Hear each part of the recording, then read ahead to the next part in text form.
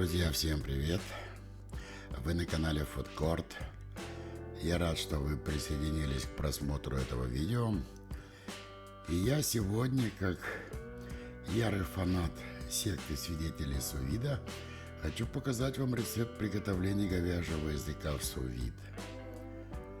Удивительный результат.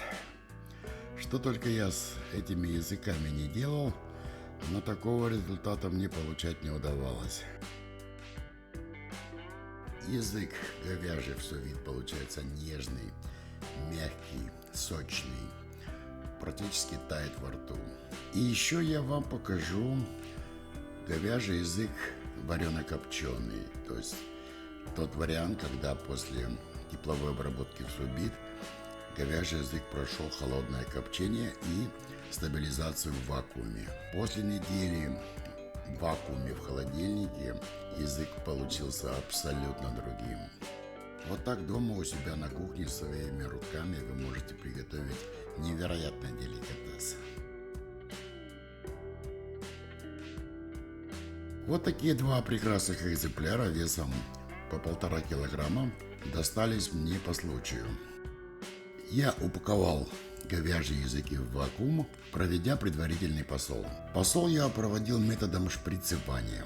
Я взял 10% воды на вес языка и растворил в воде 22 грамма соли, нитритной соли, содержание нитрита натрия 0,6% на 1 килограмм веса мяса, плюс вес воды. И я нашприцевал этим рассолом языки, упаковал их в вакуум и отправил в холодильник, где они пролежали у меня 14 дней при температуре 2-4 градуса. После 2 недель предварительного посола я достал языки из холодильника, отеплил их при комнатной температуре примерно 2 часа, и теперь они отправятся в сous-вид. Режим я поставлю 70 градусов 24 часа. Это идеальный режим для того, чтобы приготовить говяжьи языки вот такого объема. И снова здравствуйте. Прошли сутки. Говяжьи языки прошли тепловую обработку при режиме 70 градусов 24 часа.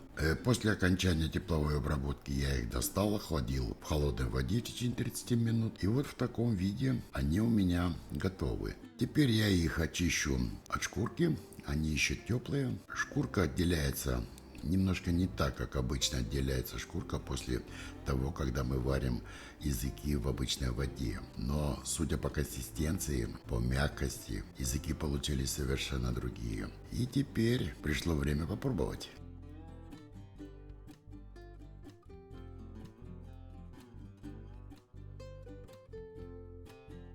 Один язык я вот таким образом обвязал колбасным шпагатом, и он у меня отправится на холодное копчение. Ну а второй экземпляр я сейчас порежу, покажу вам, как он выглядит в разрезе.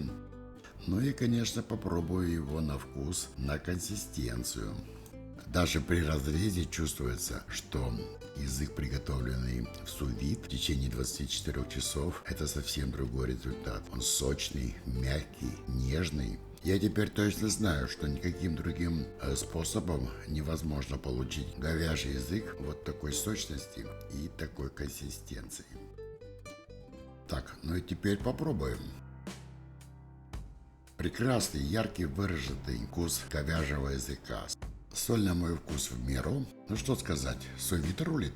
Ну а сейчас, друзья, пришло время показать вам результат говяжьего языка холодного копчения. После тепловой обработки в сous-вид я провел этап обсушки и поместил говяжий язык в коптильную камеру с температурой 26-28 градусов, коптил на холодном дыму обычным дымогенератором улитка.